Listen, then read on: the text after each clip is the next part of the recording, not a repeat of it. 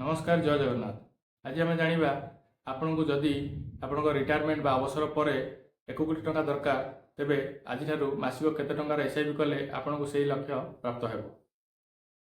आपण को आज दिन में जदि 25 वर्ष बयस तेबे आपण हाथ में आउ अच्छी 35 वर्ष समय तेबे यही समय भितर आप मासिक 1840 टंकार एसआईपी करुँच तेबे आपण को 60 वर्ष बयस पर अवसर बयस समय आपन को यही इन्वेस्टमेंट उपर 12% रिटर्न मिले आपण 1 कोटी टंका पाइपर।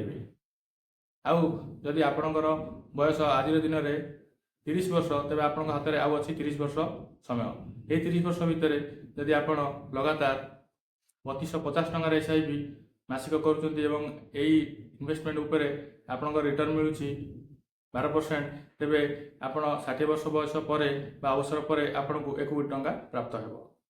आउ जदि आज दिन में आपणकर बयस हो 35 वर्ष माने आपण हाथ में आउ 25 वर्ष बयस अवसर पूर्व रही अछि तेबे यही भितर आपण जदि 5880 टंकार एसआईपी करुँच एवं यही इन्वेस्टमेंट उपर आपण को जदि 12% रिटर्न मिलूँ तेबे आपण यही 25 वर्ष भितर 25 वर्ष शेष पर आपण निजर अवसर बयस समय आपण पाइबे 1 कोटी टंका।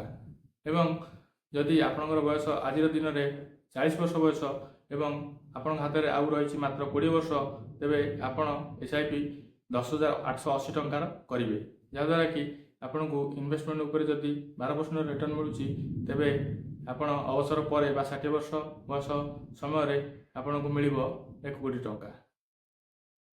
तेणु आपण निजर बयस अनुजाई आज ही निष्पत्ति नियंतु कि केते टंकार एसआईपी कले आपण 60 वर्ष पर आपण निजर अवसर पर 1 कोटी टंका पाइपर।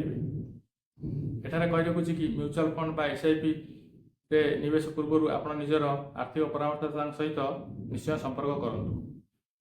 एहीपरि एसआईपी बा म्यूचुअल फंड उपर जदि कोनोसी प्रश्न रही तेबे आपण कमेंट माध्यम रे जणाई पारिबे। वीडियोटी भल लगी वीडियोटी को लाइक करेंगे और अन्य मान सहित शेयर करेंगे। आम चैनल नुआ होते चैनल को सब्सक्राइब करेंगे। वीडियोटी शेष पर्यंत देखि आपको धन्यवाद।